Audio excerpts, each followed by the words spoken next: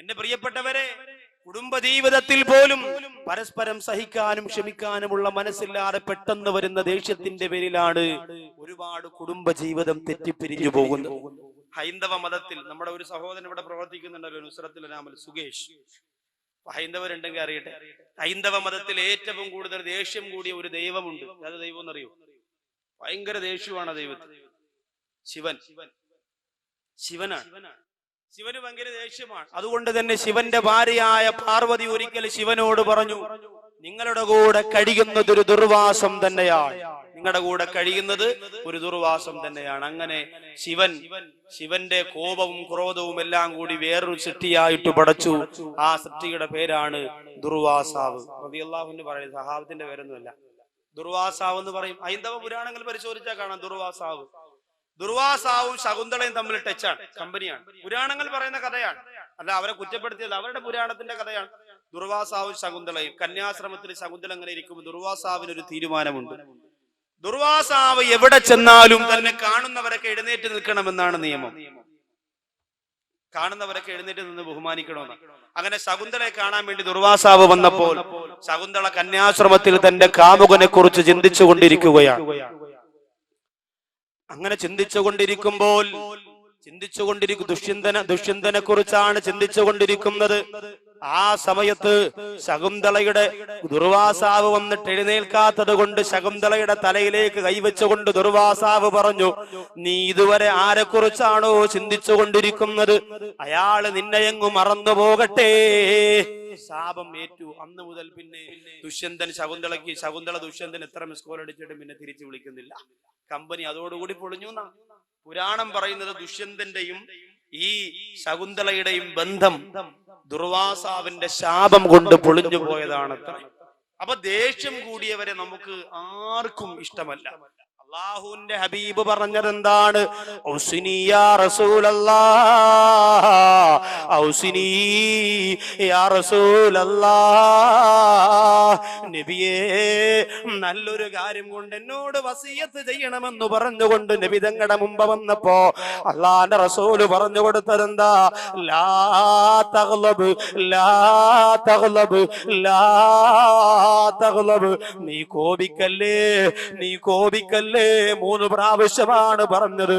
പെട്ടെന്ന് വരുന്ന ദേഷ്യത്തെ പിടിച്ചു നിർത്തണേ. ദേഷ്യം വരുമ്പോഴാണ് പലതും പറഞ്ഞു പോകുന്നത്. ദേഷ്യം വരുമ്പോ ഒരു സഹോദരൻ പറഞ്ഞത്, ഉസ്താദേ നല്ല അടിപൊളി മൊബൈലായിരുന്നു, റബ്ബറൊക്കെ ഇട്ട് കൊണ്ടുവരുന്നു വാരിക്കൂട്ടി. എന്തു പറ്റി? വീട്ടിൽ ചെന്നപ്പോ ഭാര്യ എന്തോ ഒരു സാധനമായി കൂടി ചെല്ലാൻ പറഞ്ഞു, കൊണ്ടുവന്നില്ല. മറന്നുപോയത് കൊണ്ട് ഭാര്യയുമായിട്ട് വഴക്കായി ദേഷ്യം വന്ന് കയ്യിലിരിക്കുന്ന മൊബൈൽ ഇവിടെ സ്വൈര്യമില്ലെന്നും പറഞ്ഞുകൊണ്ട് ഒരൊറ്റ എറിഞ്ഞു. മാർബിളിൽ വീണു, മൊബൈൽ തവിട് പൊടിയായി. അങ്ങനെ 16 റബ്ബറൊക്കെ ഇട്ട് ഇപ്പൊ ഉസ്താദെ 2 കേൾക്കുമ്പോ 4 വരണം, മെസ്സേജ് അയക്കുമ്പോ പാട്ട് കേൾക്കണം, ഒരു ബഹളം തന്നെ. എന്ത് പറ്റി? പിന്നീട് കരഞ്ഞിട്ടൊന്നും കാര്യമില്ല. ദേഷ്യം വരുമ്പോ എന്തെല്ലാം ചെയ്യും നമ്മൾ, എന്തെല്ലാം ചെയ്യും? ചീത്ത വിളിക്കും, മക്കളെ ശകാരിക്കും, മക്കളെ ഉപദ്രവിക്കും, ഭാര്യയെ ഉപദ്രവിക്കും, പ്രിയപ്പെട്ടവരുടെ മുടിക്കുത്തിന് പിടിച്ചു ചുവരിലേക്ക് ഇടുക്കി വെക്കും. റസൂലുള്ള പറയുന്നു, ലാ തഗ്ലബ്, നിങ്ങൾക്ക് ദേഷ്യം വരാൻ പാടില്ല, കോപിക്കാൻ പാടില്ല.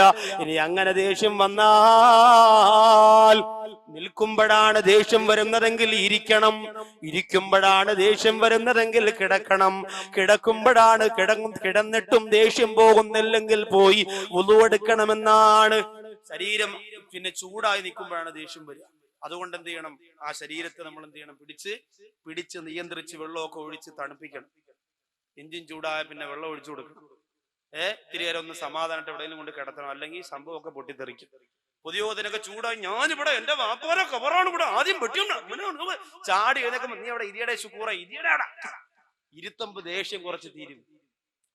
ഇരുത്തണം, പിടിച്ച് ഇരുത്തിയിട്ടപ്പോ ഇരിക്കണില്ല, കസേര കിടന്ന് ഉടനെ മോദിമാരെ പറഞ്ഞ് മോട്ടർ ഇട്ടിത്തിരി വെള്ളം അങ്ങനെ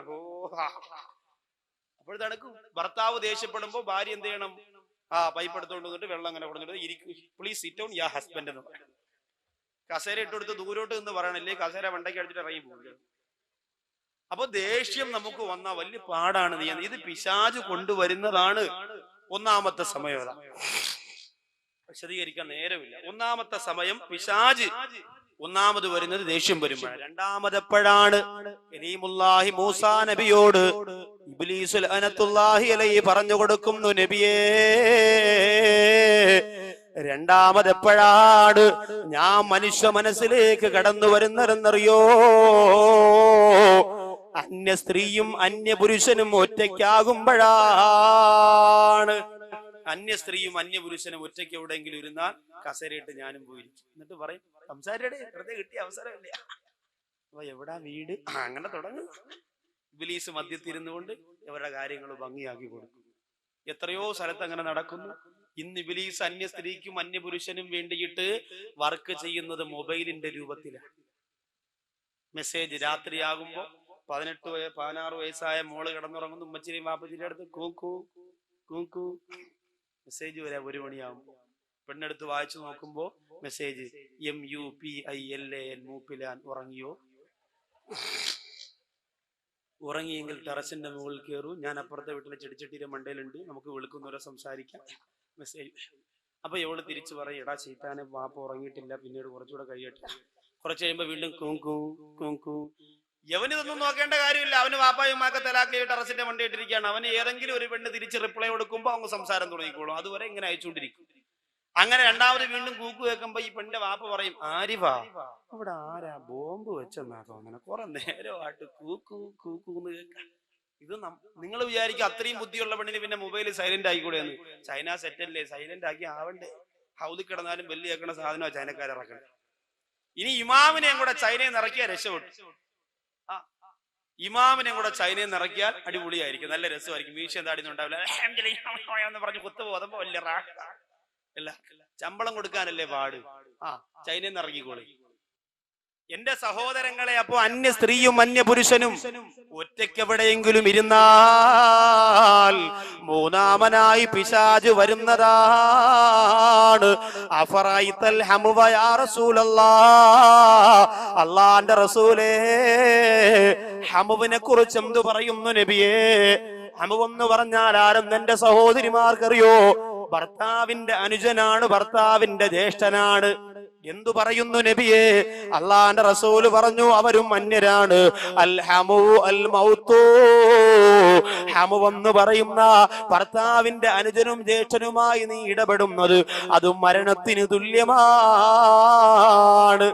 ചില സഹോദരിമാര് പറയുമല്ലോ, എന്റെ ഇക്ക ഗൾഫിലാണെങ്കിൽ എന്താ, മോന് പോളിയോ കൊടുക്കാൻ പോകുമ്പോ അനിയന്റെ പൾസർ ഉണ്ടല്ലോ, ശ്രമിക്കണ്ട, എവിടെ പോകാനും അനിയും പൾസറും കൊണ്ടുവരുമല്ലോ.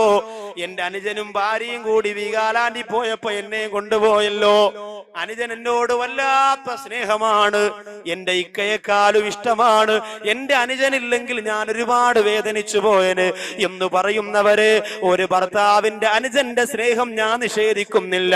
പക്ഷേ ഭർത്താവിനെ പോലെ ഇടപെടുന്നത് ഹറാമാണ് പെണ്ണേ, അത് സൂക്ഷിക്കണേ. അന്യരെ സൂക്ഷിച്ചേ പറ്റൂ.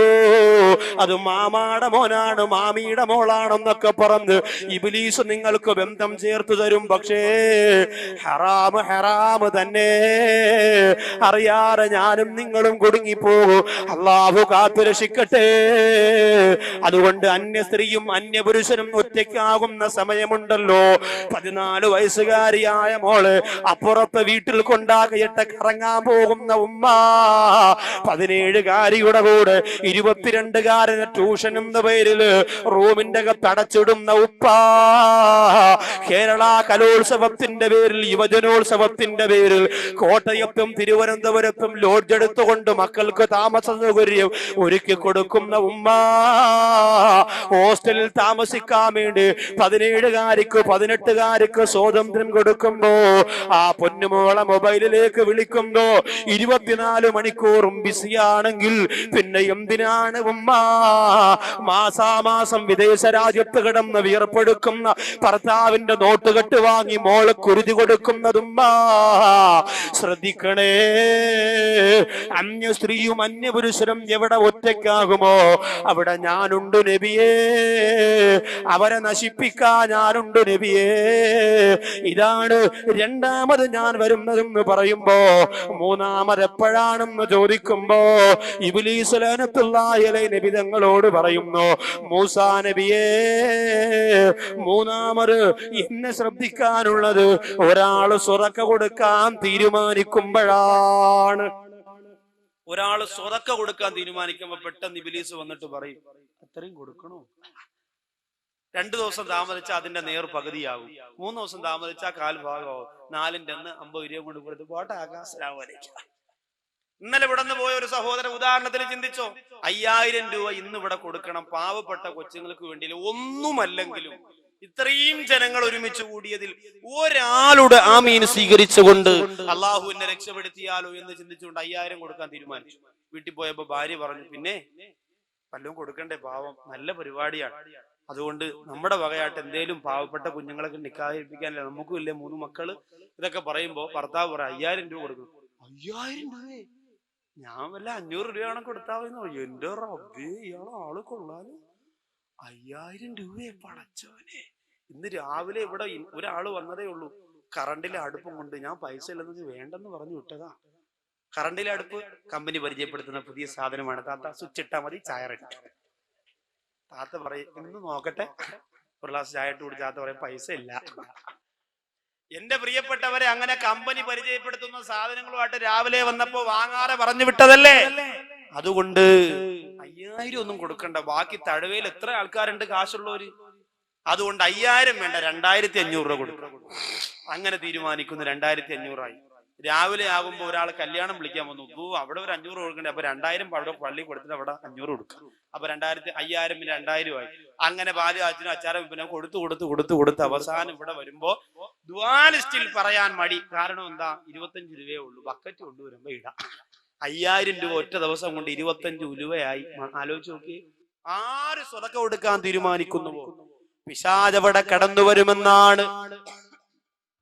എന്നിട്ട് ആ പിശാച പൈസയെ കുറച്ചു കൊണ്ടുവരും. കാരണം എന്തെന്നറിയോ, അസ്വദഖത്തു റദ്ദുൽ ബലാ.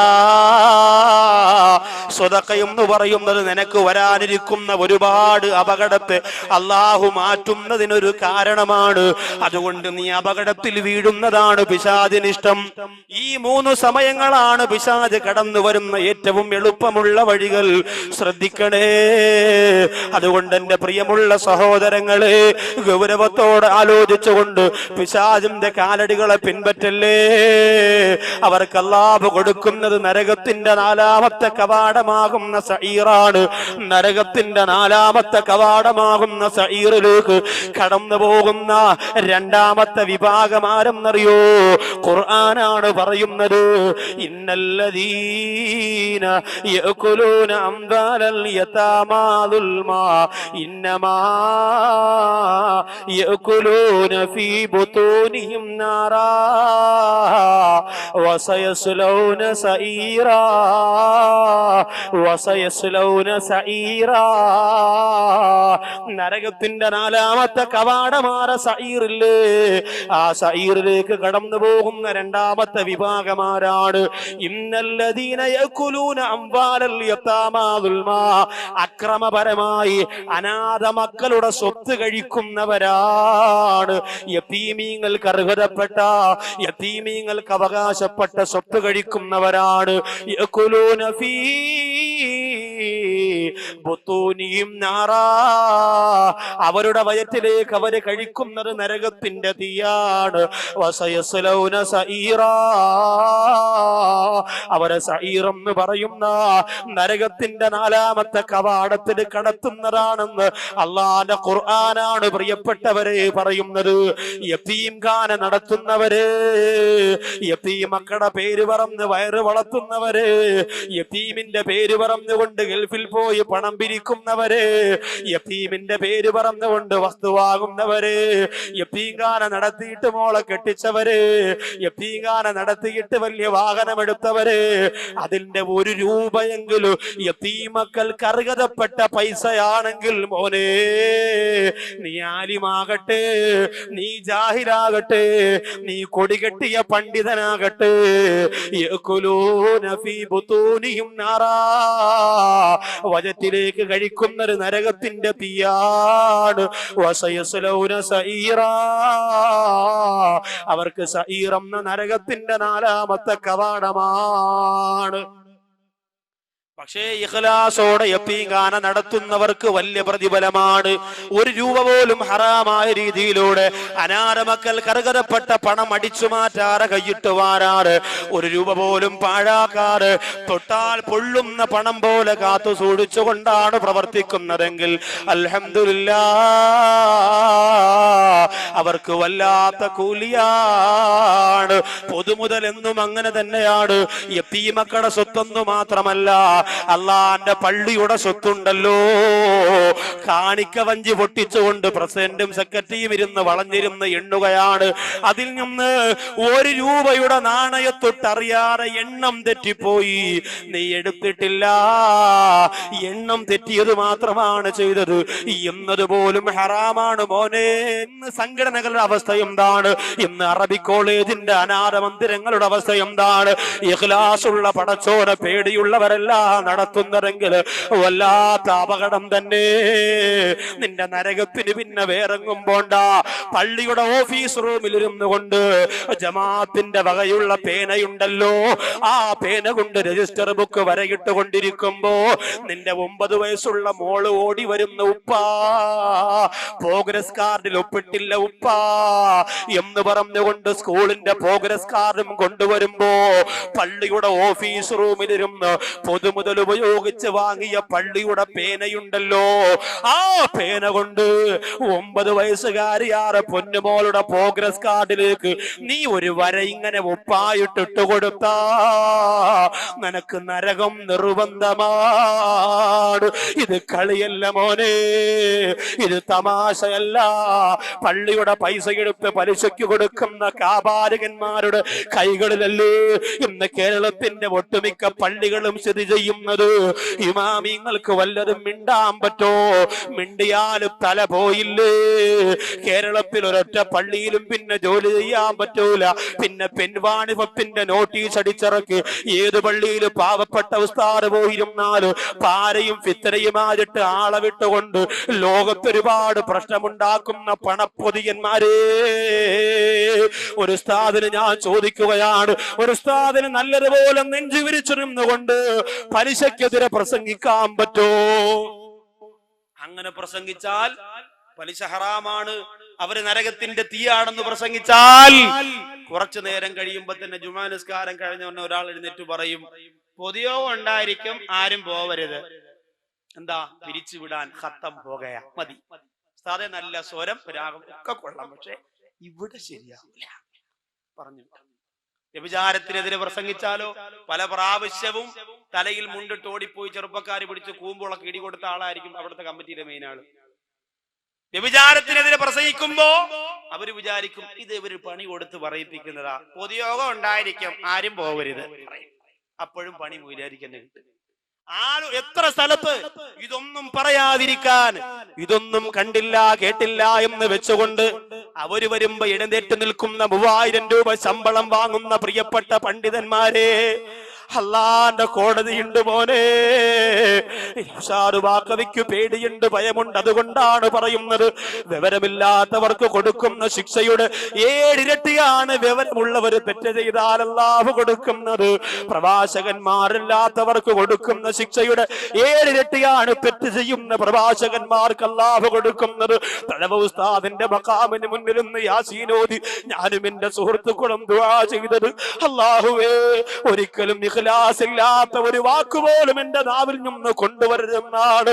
എന്റെ ശബ്ദം ശ്രവിക്കുന്നവര്, നിങ്ങൾ ആരെയും അടച്ചേക്ഷിപ്പിക്കാനല്ല, നിങ്ങളെ പുറം കാലുകൊണ്ട് വലിച്ചെറിഞ്ഞുകൊണ്ട് പറയുന്നതല്ല, അഹങ്കാരത്തിന്റെ ശബ്ദമാണെന്ന് നിങ്ങൾ ആരും കരുതല്ലേ. അള്ളാന്റെ കോടതി മറക്കല്ലേ. നരകത്തിന്റെ അടിത്തട്ടിലേക്ക് പോകുമ്പോ പലിശക്കാരന്റെ തലോടൽ കാണൂല്ല, വ്യഭിചാരിയുടെ സന്തോഷം കാണൂല്ല, അതേ രാഷ്ട്രീയ മേലാളന്മാരുടെ താങ്ങലും തടവലും കാണൂല. ഒറ്റയ്ക്കാണ് മോനെ, ഒറ്റയ്ക്കാണ് മോനെ. അല്ലാഹു കാത്തുരക്ഷിക്കട്ടെ. അതുകൊണ്ട് അനാഥ മക്കളെ തൊട്ടുള്ള കളി വേണ്ട. യതീമക്കളുണ്ടോ അവരെ ശ്രദ്ധിക്കണേ. ഒരു അനാഥ പെൺകുട്ടിയുടെ കല്യാണം എന്നറിഞ്ഞാൽ, വാപ്പയില്ലാതെ വളർന്ന പൊന്നുമോൾ എനിക്കാണെന്നറിഞ്ഞാ നിങ്ങളെ കൊണ്ട് ചെയ്യാൻ പറ്റുന്നത് നിങ്ങൾ ചെയ്യണേ. നിങ്ങളെ കൊണ്ട് കൊടുക്കാൻ പറ്റുന്നത് നിങ്ങൾ കൊടുക്കണം. കൊടുക്കണേ. അതിനല്ലാന്റെ മുന്നിൽ വല്ലാത്ത കൂലിയാണ്, അതൊരിക്കലും പാഴായി പോവില്ല. കഴിവിന്റെ പരമാവധി അനാഥ മക്കളെ സ്നേഹിക്കാൻ പറ്റോ, സന്തോഷിപ്പിക്കാൻ പറ്റോ, അവർക്കൊരു നേരത്തെ ഭക്ഷണം കൊടുക്കാൻ പറ്റോ, അവിടെ വിവാഹത്തിന് സഹായിക്കാൻ പറ്റോ, അത് വല്ലാത്ത സന്തോഷമാണ്. എന്റെ ശബ്ദം ശ്രവിക്കുന്ന എത്രയോ വാപ്പയില്ലാത്ത മക്കള് ഇപ്പൊ ആ കസേരയിൽ ഇരുന്നു കൊണ്ട് കരയുന്നുണ്ടാവും. ശരിയാണ് ഉസ്താദേ, വാപ്പ മരിക്കുമ്പോഴാണ് വാപ്പാടെ വിലയെറിയുന്നത്. ഏറ്റവും വലിയ യതീമായി ദുനിയാവിൽ ജീവിച്ച ലോകത്തിന്റെ നായകൻ നബി മുഹമ്മദ് മുസ്തഫ സല്ലല്ലാഹു അലൈഹി വസല്ലമ തങ്ങള് അതുകൊണ്ടല്ലേ റസൂലുള്ളാഹിയുടെ വഫാത്തിന് തൊട്ട് മുമ്പ് തിരുനബിയുടെ വസിയത്തും വഫാത്തും എന്ന് പറയുന്ന മദീനത്തിൽ നിന്ന് മടങ്ങി വന്നിട്ട് ഞാൻ പ്രഭാഷണം നടത്തിയ ആദ്യത്തെ പ്രഭാഷണത്തിന്റെ കാസറ്റ് ഇവിടെ എന്റെ സഹോദരങ്ങൾ കൊണ്ടുവന്നിട്ടുണ്ട്. അതിനകത്ത് റസൂലുള്ള ചെയ്യുന്ന ഒരുപാട് വസിയത്തുകളുണ്ട്. ആ വസിയത്തിൽ ഒന്നെന്താ, അനവകാഫിലുൽ യതീമി ഹാകദാ ഫിൽ ജന്ന. മക്കളെ സംരക്ഷിക്കുന്നവരും ഞാനും ഈ രണ്ടു വിരലുപോലെ ചേർന്നിരിക്കും സ്വർഗത്തിലെന്ന് അള്ളാന്റെ റസൂല് പറഞ്ഞത്. അനാഥ മക്കൾ അത്രത്തോളം പൊട്ടിക്കരയുന്നത് കൊണ്ടാണ്, അനാഥ മക്കൾ അത്രത്തോളം കഷ്ടപ്പെടുന്നത് കൊണ്ടാണ്. വേദനിപ്പിക്കല്ലേ. നിങ്ങളുടെ മുമ്പിലേക്ക് വന്നു കയറുന്ന, നിങ്ങളുടെ വീട്ടിലേക്ക് പിരിവിന് വരുന്ന കലണ്ടർ കൊണ്ടുവരുന്ന, രസീതും കൊണ്ടുവരുന്ന യതീമക്കളെ ആക്ഷേപിക്കല്ലേ. കൊടുക്കാനൊന്നുമില്ലെങ്കിലും പറഞ്ഞു വിട്ടോ, അല്ലാതെ അവരെ കൊണ്ട് അധിക്ഷേപിച്ചുകൊണ്ട് പറഞ്ഞു വിടല്ലേ. ഒരനാഥ കുഞ്ഞ് നമ്മൾ കാരണമായി കരഞ്ഞ് ആ കണ്ണുനീര് ദുനിയാവിന്റെ തൊലിക്ക് പുറത്ത് വീണ രക്ഷയില്ല മുസ്ലിമേ. അനാഥരാകുമ്പോഴാണ് അതിന്റെ സങ്കടം നിങ്ങൾക്കറിയുന്നത്. നിങ്ങളെ സങ്കല്പിച്ചു നോക്കിയേ, നിങ്ങളുടെ പ്രിയപ്പെട്ട മക്കള് നിങ്ങളില്ലാതെ ജീവിക്കുന്ന രംഗത്തെ കുറിച്ച് നിങ്ങൾ ചിന്തിച്ചു നോക്കിയേ. നിന്റെ മടിത്തട്ടിലിരിക്കുന്ന 4 വയസ്സുകാർ, നിന്റെ മടിത്തട്ടിലിരിക്കുന്ന 3 വയസ്സുകാര്, നിന്റെ സഹാരമില്ലാതെ ജീവിക്കാൻ പറ്റാത്ത 10 വയസ്സുകാര്, നീ പെട്ടെന്നങ്ങ് മരിച്ചുപോയാ പെരുന്നാളിന്റെ ഒരു ഷർട്ട് വാങ്ങി കൊടുക്കാൻ ആരാ ഉള്ളത്? പെരുന്നാളിന്റെ ഒരു നേരത്തെ ബിരിയാണി കൊടുക്കാൻ ആരാ ഉള്ളത്? എന്റെ വാപ്പച്ചയുണ്ടായിരുന്നെങ്കിലെന്ന് പറഞ്ഞ് വീട്ടിന്റെ അകത്തിരുന്ന് പൊട്ടിക്കരയുന്ന രംഗം അല്ലാഹു നമ്മുടെ മക്കൾക്ക് കൊടുക്കാതിരിക്കട്ടെ. എന്റെ പ്രിയപ്പെട്ടവരെ, ഞാനും ഒരു പിതാവാണ്, 3 മക്കളുടെ ഉപ്പയാണ് ഞാൻ. എന്റെ പ്രിയപ്പെട്ട മക്കൾക്ക് ഞാനില്ലെങ്കിൽ എന്നെ ഇങ്ങനെ ജീവിക്കുമെന്നുള്ള ചിന്ത ഓരോ ദിവസവും ഞാൻ ചിന്തിക്കാറുണ്ട്. പ്രിയപ്പെട്ടവര്, എല്ലാ സരസിലും കഴിഞ്ഞ് പ്രഭാഷണം കഴിഞ്ഞ് ദുആ ചെയ്ത് പിരിഞ്ഞു പോകുമ്പോ വല്ലാഹി ആണയിട്ടുകൊണ്ട് ഞാൻ പറയുകയാണ്, എന്റെ മനസ്സിൽ മരണത്തിന്റെ ചിന്ത എപ്പോഴും വരാറുണ്ട്. അത് നല്ലതാണ് പ്രിയപ്പെട്ടവരെ, നിങ്ങളുടെ മനസ്സിലും ഉണ്ടാവണം. പാതിരാ സമയത്ത് ഇംഗ്ലീഷ് ഫിലിം കണ്ട് മൃഗങ്ങളെ പോലെ മലർന്നു കിടന്നിറങ്ങിയാ പോര മോനെ. കയ്യിൽ കിട്ടുന്ന പണം കൊണ്ട് കള്ളു കുടിക്കാനും പെണ്ണ് പിടിക്കാനും സമയം ചെലവഴിച്ചാ പോര മോനെ. ചൂട് മാറുന്നതിന് മുമ്പ് റിലീസാകുന്ന പടം കാണാൻ പോയി ആ തിയേറ്ററിന്റെ മുമ്പ് പോയി മുദ്രാവാക്യം മുഴക്കുന്നത് ആണത്വമാണെന്ന് കരുതുന്ന മടയന്മാരെ ആലോചിക്കുപോലെ എത്രയോ പേരെ അള്ളാഹു കിടത്തിക്കളന്നില്ലേ, എത്രയോ പേരെ പച്ചമണ്ണിന്റെ അകത്തേക്ക് അള്ളാഹു മണ്ണിട്ട് മൂടിയില്ലേ. എന്നിട്ട് തടവയുടെ കുറ്റിപ്പുറത്ത് ഈ വാല് കേൾക്കാൻ വരാ ഇത്രത്തോളം യുവാക്കൾക്ക് അല്ലാഹു ആഫിയത്ത് തന്നില്ലേ. 1 കോടി പ്രാവശ്യം അൽഹംദുലില്ലാ പറഞ്ഞാൽ മതിയാവൂല മോനെ. അതുകൊണ്ട് എന്നും ആ മരണത്തെ കുറിച്ചുള്ള ചിന്ത നിന്റെ മനസ്സിലുണ്ടാവട്ടെ. തീർന്നില്ല എന്റെ സഹോദരങ്ങളെ, നമ്മുടെ മക്കള് നമ്മളില്ലെങ്കിൽ എങ്ങനാ ജീവിക്കുന്നതെന്ന് ചിന്തിക്കുമ്പോ, ഉപ്പാന്ന് വിളിക്കുമ്പോ, ഉമ്മാന്ന് വിളിക്കുമ്പോ, രാത്രി നമ്മൾ ചെല്ലുന്നത് വരെ മിഠായിക്ക് വേണ്ടി കാത്തിരിക്കുന്ന മക്കളെ കുറിച്ച് ചിന്തിച്ചു നോക്കുക. എത്രയോ പേര് വിദേശ രാജ്യത്ത് വെച്ച് മരണപ്പെടുന്നു. വാപ്പച്ച് കൊണ്ടുവരുന്ന കളിപ്പാട്ടം വാങ്ങാൻ കാത്തിരുന്നിട്ട് പ്രിയപ്പെട്ട ഉപ്പാന്റെ വയ്യത്ത് കൊണ്ടുവന്ന് മുമ്പ് വെക്കുന്നില്ലേ. അല്ലാഹു കാത്തുരക്ഷിക്കട്ടെ. അങ്ങനെ ജീവിച്ചു കൊണ്ടിരിക്കുന്ന ഈ മക്കൾക്ക് അർഹതപ്പെടാത്ത സ്വത്ത് നമ്മൾ കഴിക്കല്ലേ. അബ്ദുറഹ്മാൻ അബ്ദുല്ലാഹി ഇബ്നു മുബാറക് റളിയല്ലാഹു അൻഹുവിന്റെ നിങ്ങൾ ഒരു പക്ഷേ കേട്ട ചരിത്രമാണെങ്കിൽ സന്ദർഭോചിതമായിട്ട് ഞാൻ പറയുകയാണ്. നമ്മുടെ മനസ്സിൽ അനാഥ മക്കളെ സഹായിക്കാ ഒരു കനിവ് വന്നാൽ, ഒരലിവ് വന്നാൽ അൽഹംദുലില്ലാഹ് നമ്മൾ വിജയിച്ചില്ലേ. അബ്ദുല്ലാഹി ഇബ്നു മുബാറക് റളിയല്ലാഹു അൻഹു അല്ലാഹുവിന്റെ പരിശുദ്ധ ഹറം ശരീഫിൽ ഹജ്ജിന് പോയി. പോയിട്ട് ഹജ്ജ് കഴിഞ്ഞു മടങ്ങി വന്നപ്പോ അബ്ദുല്ലാഹി ഇബ്നു മുബാറക് റളിയല്ലാഹു അൻഹു സ്വപ്നം കാണുകയാണ്. അല്ലയോ അബ്ദുല്ലാഹ്, നിങ്ങൾ ചെയ്ത ഹജ്ജ് അല്ലാഹു സ്വീകരിച്ചിട്ടില്ല. നിങ്ങൾ ചെയ്ത ഹജ്ജ് എന്നല്ല, നിങ്ങളുടെ കൂടെ ചെയ്ത ആരുടെയും ഹജ്ജ് അല്ലാഹു സ്വീകരിച്ചിട്ടില്ല. അബ്ദുല്ലാഹി ഇബ്നു മുബാറക് റളിയല്ലാഹു അൻഹു ഒരു രാത്രിയിൽ 3 പ്രാവശ്യമാണ് ആ സ്വപ്നം കണ്ടത്. ചാടി എഴുന്നേറ്റു, വീണ്ടും കിടന്നുറങ്ങി. നിങ്ങളുടെ ഹജ്ജ് അല്ലാഹു സ്വീകരിച്ചില്ലെങ്കിലും വിഷമിക്കണ്ട അബ്ദുല്ലാഹ്. ഡമസ്കസിലുള്ള മുവഫഖ് എന്ന് പറയുന്ന ഒരു മനുഷ്യനുണ്ട്. ഡമസ്കസിലെ ചുരുപ്പ് കുത്തിയാര മുവഫഖ് എന്ന് പറയുന്ന മനുഷ്യനുണ്ട്. ആ മനുഷ്യന് ഹജ്ജ് ചെയ്യാൻ കൊതിയുണ്ടായിരുന്നു. അയാൾ ഹജ്ജിന് വന്നില്ല. എങ്കിലും അല്ലാഹു അയാളെ ഹാജിയായി പരിഗണിച്ചു. എന്നിട്ട് അയാളുടെ ബറക്കത്ത് കൊണ്ട് ഇപ്രാവശ്യം സ്വീകരിക്കാത്ത എല്ലാ ഹജ്ജുകളും അല്ലാഹു സ്വീകരിച്ചു. അബ്ദുല്ലാഹി ഇബ്നു മുബാറക് റളിയല്ലാഹു അൻഹു ചാടി എഴുന്നേൽക്കുകയാ. തന്റെ വാഹനപ്പുറത്തേക്ക് കയറുകയാ. ഒരു കമ്പിളി കൊണ്ട് ശരീരം മൂടുകയാണ്. തണുപ്പുള്ള രാത്രിയാണ്. തന്റെ ഒട്ടകത്തിന്റെ പുറത്ത് കയറിയിരുന്നു കൊണ്ട് ഡമസ്കസ് എന്ന് പറയുന്ന മൈലുകൾക്കപ്പുറമുള്ള രാജ്യം ലക്ഷ്യമാക്കിയിട്ട് പാതിരാ സമയത്ത് യാത്ര ചെയ്തു പോവുകയാണ്. അബ്ദുല്ലാഹി ഇബ്നു മുബാറക് റളിയല്ലാഹു തആല അൻഹു ഡമസ്കസിൽ ചെന്നു. ഐന മുവഫഖ്, ഐന മുവഫഖ്, ഐന മുവഫഖ്, എവിടെ മുവഫഖ്, എവിടെ മുവഫഖ്, എവിടെ എന്ന് ആ ഡമസ്കസിന്റെ പരിസരങ്ങളിൽ മുഴുവനും എന്ന് വിളിച്ചു ചോദിച്ചു. അവസാനം ഒരാൾ പറഞ്ഞു, ഈ ഡമസ്കസിൽ ഒരു മുവഫഖിനെ ഞങ്ങൾക്കറിയുള്ളൂ. ആ മുവഫഖിനെ നിങ്ങൾ അന്വേഷിക്കേണ്ട കാര്യമില്ലല്ലോ. അബ്ദുല്ലാഹി ഇബ്നു മുബാറക് റളിയല്ലാഹു അൻഹു ചോദിച്ചു, എന്തേ കാരണം? അവര് പറയുന്നു, അബ്ദുല്ലാഹ്, ആ മുവഫഖ് ഒരു ചെരുപ്പ് കുത്തിയാണ്. അബ്ദുല്ലാഹ് ഡമസ്കസിന്റെ കമ്പോളത്തിന്റെ മൂലക്കിരുന്നു കൊണ്ട്, ചെറിയ ഒരു ഓലപ്പുരയ്ക്കകത്തിരുന്നു കൊണ്ട് സമ്പന്ന വർഗത്തിന്റെ വില കൂടിയ ചെരുപ്പ് പൊട്ടിപ്പോകുമ്പോ ആ ചെരുപ്പ് തന്റെ കൈകൊണ്ട് തച്ചു കൊടുക്കുന്ന, തുന്നിക്കൊടുക്കുന്ന ജോലിയാണ് അബ്ദുല്ലാഹി ഇബ്നു മുബാറക് റളിയല്ലാഹു അൻഹു പറഞ്ഞു, മതി, എനിക്കാ മുവഫഖിനെ മതി, എനിക്കാ മുവഫഖിനെ കണ്ടാ മതി. അങ്ങനെ അബ്ദുല്ലാഹി ഇബ്നു മുബാറക് റളിയല്ലാഹു അൻഹു ആ മുവഫഖിനെ കാണാൻ വേണ്ടി ചെന്നു. അസ്സലാമു അലൈക്കും എന്ന് പറഞ്ഞപ്പോ സലാം മടക്കിയിട്ട് മുവഫഖ് പുറത്തേക്ക് ഇറങ്ങി വന്നു. മുഷിഞ്ഞ വസ്ത്രമാണ് മുവഫഖ് ധരിച്ചിരുന്നത്. ചെരുപ്പ് കുത്തിയാരി മുവഫഖ് ജോലി ചെയ്യുകയാണ്. അബ്ദുല്ലാഹി ഇബ്നു മുബാറക്കിനെ കണ്ടപ്പോ മുവഫഖ് ചോദിച്ചു, എന്തേ നിങ്ങൾ എവിടുന്നാ വരുന്നതെന്താ വന്നത്? അബ്ദുല്ലാഹി ഇബ്നു മുബാറക് റളിയല്ലാഹു അൻഹു ചോദിച്ചു, മുവഫഖേ, നിനക്ക് ഹജ്ജിന് പോകാൻ ആഗ്രഹമുണ്ടായിരുന്നോ? മക്കയും മദീനയും കാണാൻ നിനക്ക് കൊതിയുണ്ടായിരുന്നോ? ആ സമയത്ത് മുവഫഖ് അങ്ങോട്ട് കരയാൻ തുടങ്ങി.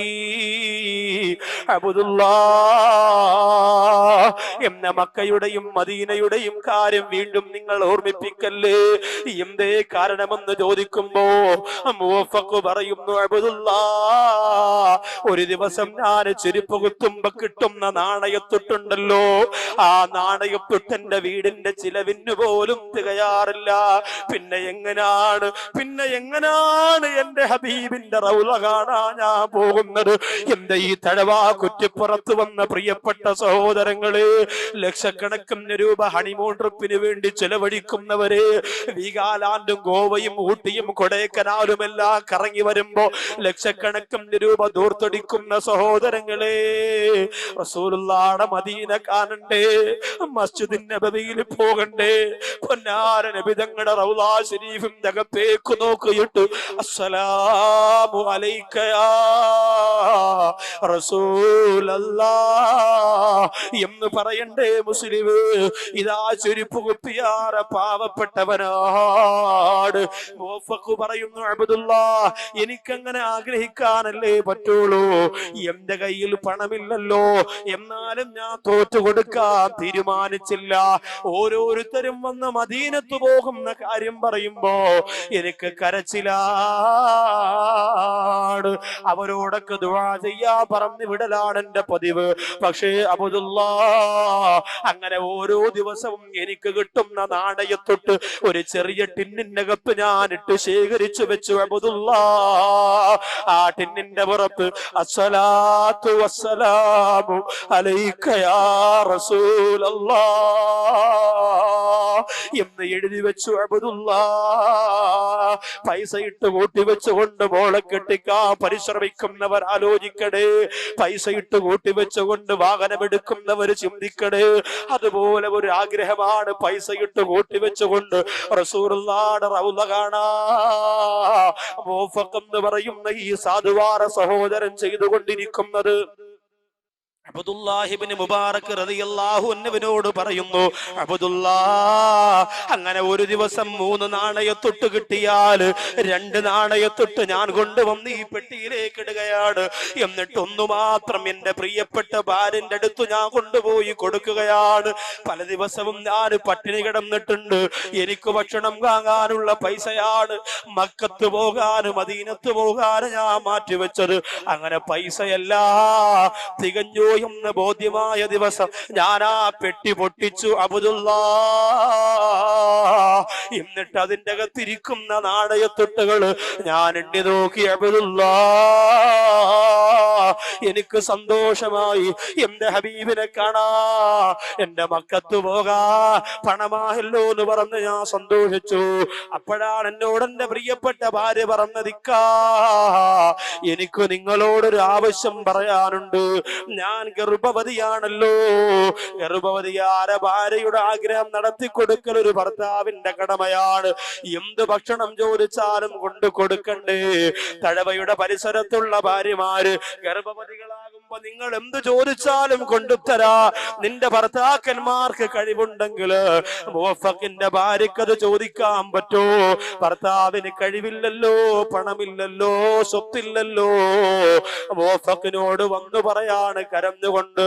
മുവഫക്കിന്റെ ഭാര്യ പറയുന്നു, എനിക്കൊരൽപ്പം ഇറച്ചിച്ചാറ് കഴിച്ചാ കൊള്ളാമെന്നുണ്ട്.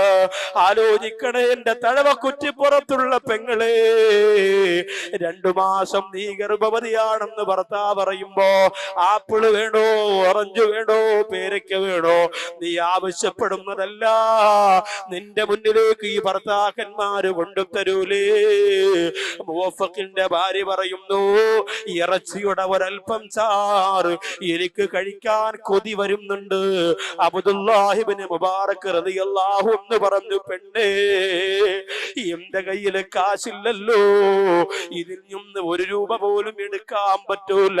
ഇതെന്റെ റസൂലുള്ളാഹ് കാണാനാണ്, ഇതെനിക്ക് മക്കത്ത് പോകാനാണ്, അതുകൊണ്ട് ഇത് ഞാൻ എടുക്കൂലെന്ന് പറഞ്ഞപ്പോ മുവഫക്കിന്റെ ഭാര്യ പറയുന്നു, നിങ്ങൾ ആ കാശ് എടുക്കണ്ട, അതെടുത്തുകൊണ്ട് വേണമെന്നൊരാഗ്രഹവും ഞാൻ പറയൂല. മറിച്ച് എനിക്കിപ്പോൾ ഇങ്ങനെ ഒരു കൊതി തോന്നിയത് തന്നെ അപ്പുറത്തെ വീടുണ്ടല്ലോ, ആ വീടിന്റെ അകത്ത് ഇറച്ചിക്കറി തയ്യാറാക്കുന്നല്ലോ, അതിന്റെ രുചി ഇങ്ങനെ അന്തരീക്ഷത്തിലൂടെ എന്റെ മൂക്കിലേക്ക് എത്തിയപ്പോ അറിയാതെ കൊതിച്ചു പോയതാണ്. അതല്ലാതെ ഞാനൊരു ആഗ്രഹം പറഞ്ഞതല്ല. അവിടെ നിന്ന് ഇറച്ചിച്ചാറിന്റെ ഇറച്ചിയുടെ ഗന്ധം ഇങ്ങനെ വന്നപ്പോൾ എന്റെ മനസ്സിലൊരു കൊതി തോന്നിയതാണ്. അതുകൊണ്ട് ഇതാ ഒരു ചെറിയ പാത്രം ഞാൻ തരാ, നിങ്ങൾ പോയിട്ട് അവിടുത്തെ ഇത്തയോട് എന്റെ ഭാര്യ ഗർഭവതിയാണ്, ആ ഗർഭവതിക്കൊരൽപ്പം ഇറച്ചിച്ചാറ് തരണമെന്ന് പറഞ്ഞാൽ തരുമെന്ന് പറഞ്ഞപ്പോ സന്തോഷത്തോടെ കണ്ണുനീര് തുടച്ച് മുവഫക്ക് ഇറങ്ങി ഓടുകയാണ്.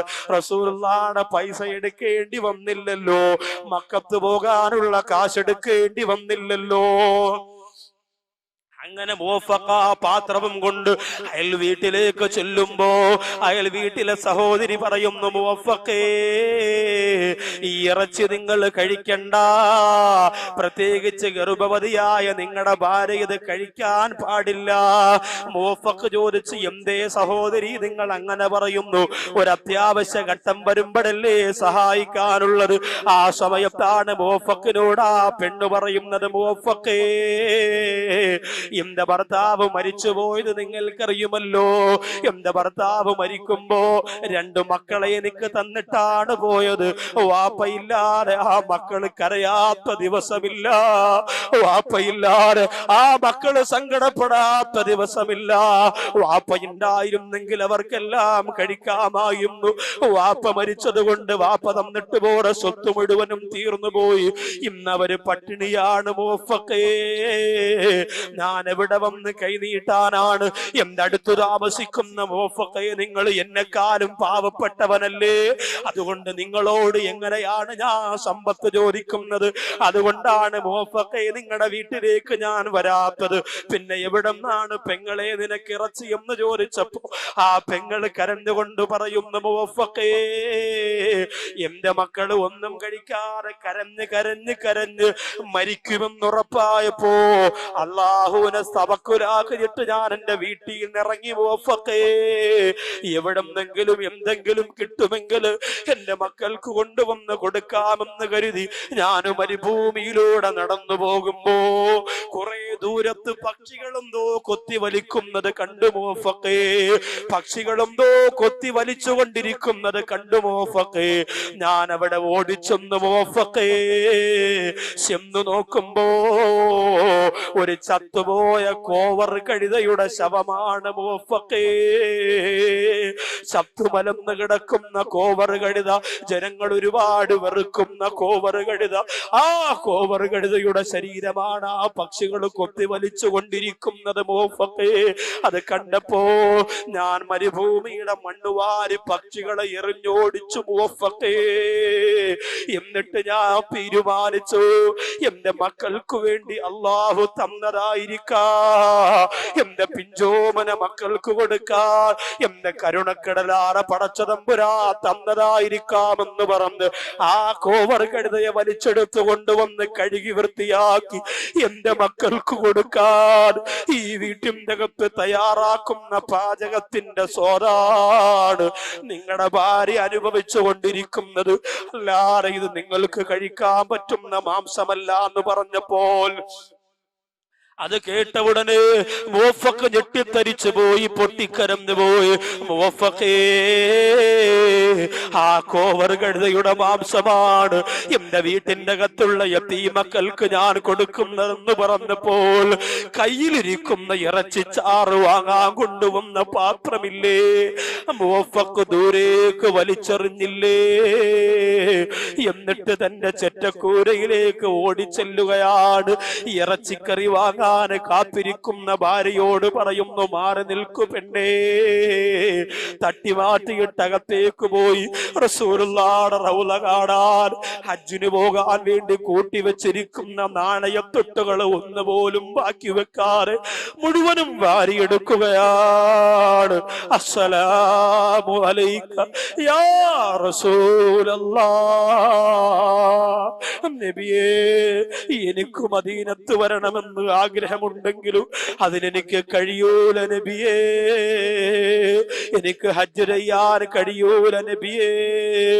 എന്റെ വീടിന്റെ അടുത്ത് അനാഥ മക്കൾ ഇത്രത്തോളം പട്ടിണി കിടന്നുകൊണ്ട് ചത്തുപോരെ കോവർ കഴുതയുടെ മാംസം കഴിക്കുമ്പോ എനിക്കെന്തു മദീന, എനിക്കെന്തു മക്ക എന്ന് പറഞ്ഞ പണം മുഴുവനും കൊണ്ടുവന്ന് യതീമക്കളെ വാരി പുണർന്നുകൊണ്ട് ചുംബനം കൊടുത്തിട്ട് പറയുന്ന, മക്കളെ, ഇനി മൂഫക്ക് നിങ്ങൾക്കുള്ളതാണ് മക്കളെ. അറിഞ്ഞിരുന്നില്ല, ഞാൻ അറിഞ്ഞിരുന്നില്ല എന്ന് പറഞ്ഞുകൊണ്ട് ആ നാണയത്തൊട്ടുകൾ മുഴുവനും അനാഥ മക്കൾക്ക് സ്വതക്ക കൊടുത്തിട്ട് കണ്ണീരോടെ തിരിച്ചിറങ്ങി വന്നു എന്ന് മൂഫക്ക് അബ്ദുല്ലാഹി ഇബ്നു മുബാറക് റളിയല്ലാഹു അൻഹുവിനോട് പറയുമ്പോ അബ്ദുല്ലാഹി ഇബ്നു മുബാറക് 2 കൈയും പിരിച്ച് മൂഫക്കിനെ വാരി പുണരുകയാണ്. എന്നിട്ട് പറയുന്നു, മൂഫക്കേ, നീ ഹജ്ജിന് പോയില്ലെങ്കിൽ എന്താ, അള്ളാഹു നിന്നെ ഹാജിയായി പരിഗണിച്ചിരിക്കുന്നു. മുവഫഖേ, സ്വീകരിക്കപ്പെടാത്ത ഹജ്ജുകൾ പോലും അള്ളാഹു സ്വീകരിച്ചിരിക്കുന്നു. മുവഫഖേ എന്ന് അബ്ദുല്ലാഹി ഇബ്നു മുബാറക് റളിയല്ലാഹു അൻഹു പറഞ്ഞു കൊടുക്കുമ്പോ, എന്റെ മുമ്പിലിരിക്കുന്ന സഹോദരങ്ങള്, എന്റെ മുമ്പിലിരിക്കുന്ന സഹോദരിമാര്, പാവപ്പെട്ടവരെ സഹായിക്കുന്നത് അള്ളാഹുവിന് വലിയ ഇഷ്ടമാണ്. അനാഥ മക്കളെ സഹായിക്കുന്നത് സൃഷ്ടാവിന് വലിയ ഇഷ്ടമാണ്. എന്നും അതിനാണ് അള്ളാഹു സ്ഥാനം കൊടുത്തിട്ടുള്ളത്. അറഅയ്തല്ലദീ യുകദ്ദിബു ബിദ്ദീൻ, ദീനിനെ വ്യാജമാക്കിയവര്, ദീനിനെ കളവാക്കിയവരാരെന്ന് നിങ്ങൾക്കറിയോ നബിയേ? ഫദാലികല്ലദീ യദ്ഉൽ യതീം, അവര് ബാബരി മസ്ജിദ് പൊളിച്ചവരല്ല, അവര് ഖുർആൻ കപ്പിച്ചവരല്ല, അവര് ഉസ്താദുമാർക്കെതിരെ പ്രവർത്തിച്ചവരല്ല. ഫദാലികല്ലദീ യദ്ഉൽ യതീം, അവർ അനാഥ മക്കളെ ആട്ടി ഓടിച്ചവർ. അല്ലാഹുവിന്റെ ഖുർആനാ പറഞ്ഞത്, അവർ അനാഥ മക്കളെ ആട്ടി ഓടിച്ചവരാണ്. അനാഥ മക്കളുടെ നിക്കാഹിന്, പാവപ്പെട്ട പെൺകുട്ടികളുടെ നിക്കാഹിനെ സഹായിച്ചാൽ കിട്ടുന്ന പ്രതിഫലം എത്രയെന്ന് എന്റെ പ്രിയമുള്ളവരെ, മനോഹരമായ മറ്റൊരു ചരിത്രമുണ്ട്. അതിലേക്ക് ഞാനിപ്പോ കടക്കുന്നില്ല. കടന്നാൽ എന്റെ വിഷയം ഇന്നും തീരുകയില്ല. നരകമെന്ന് പറയുന്ന വിഷയത്തിന്റെ സമാപനം കുറിച്ചുകൊണ്ട് പൊട്ടിക്കരഞ്ഞ് ആ നരകത്തിൽ നിന്ന് രക്ഷപ്പെടാൻ സർവസൃഷ്ടാവാര പടച്ചുറപ്പിനോട് കൈ ഉയർത്തി പൊട്ടിക്കരഞ്ഞുകൊണ്ട് വേണം ഇൻഷാ അല്ലാഹ് ഇന്ന് നമുക്ക് ഇവിടെ നിന്ന് പിരിയാൻ. അള്ളാഹു തൗഫീഖ് തന്ന് അനുഗ്രഹിക്കുമാറാകട്ടെ. നരകത്തിന്റെ അഞ്ചാമത്തെ കവാടം, നരകത്തിന്റെ അഞ്ചാമത്തെ കവാടം. അഞ്ചാമത്തെ കവാടത്തിലേക്ക് കടക്കുന്നതിന് മുമ്പ് ആ അഞ്ചാമത്തെ കവാടത്തെ കുറിച്ച് ഖുർആൻ പറഞ്ഞ രൂപം ഞാനൊന്ന് പരിചയപ്പെടുത്താം. സൗസിലീഹി സഖർ വമാ അദ്റാക മാ സഖർ ലവാഹത്തുൽ ലിൽ ബശർ ലാ തുബ്ഖി വലാ തദർ അലൈഹാ 19. അല്ലാഹുവിന്റെ ഖുർആൻ പറയുകയാണ്, നരകത്തിന്റെ അഞ്ചാമത്തെ കവാടം അള്ളാഹു ആർക്കാണ് കൊടുക്കുന്നത്? സൗസിലീഹി സഖർ. സഖർ എന്നാണ് നരകത്തിന്റെ അഞ്ചാമത്തെ കവാടത്തിന്റെ പേര്. ആ സഖർ എന്ന് പറയുന്ന കവാടത്തിന്റെ രൂപമാണ് അള്ളാഹു പിന്നെ വിശദീകരിക്കുന്നത്. വമാ അദ്റാക മാ സഖർ. നബിയേ, സഖർ എന്ന് പറയുന്ന കവാടം എന്തെന്ന് നബി തങ്ങളെ അവിടത്തേക്ക് അറിയുമോ? ലാ തുബ്ഖി വലാ തദർ. ആ സഖറിലേക്ക് മനുഷ്യരെ കടത്തിയാൽ ശരീരത്തിന്റെ ഒരൽപ്പം പോലും മെച്ചമുണ്ടാകൂല, മുഴുവനും കത്തിക്കരിഞ്ഞു പോകുന്നതാണ്. അലൈഹാ